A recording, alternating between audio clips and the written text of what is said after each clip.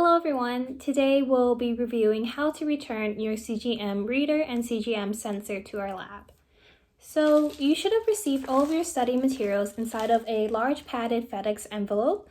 Inside this envelope there will have been 3 boxes that will be used for mailing. Your first one will be your A1C kit that will be mailed back to the lab using the US Postal Service.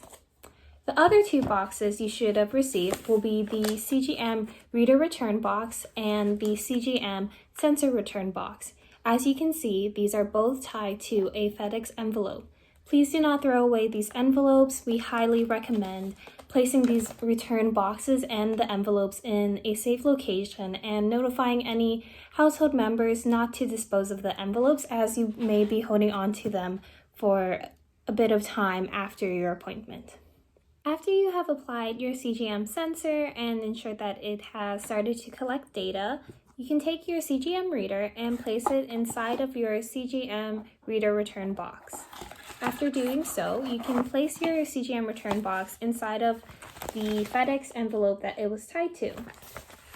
Please put the box inside of the envelope, and there should be a strip on the envelope that you can peel off to seal the envelope. 2 weeks later. After wearing your CGM sensor for 2 weeks, you can remove it and place it inside of the biohazard Ziploc bag that you should find inside of your CGM sensor return box. Please place the bag inside of the box and place your box inside of the FedEx envelope to mail back to us. Your data collector can arrange for a FedEx pickup of the packages, or if you prefer, you can go to your nearest FedEx location to drop off the box.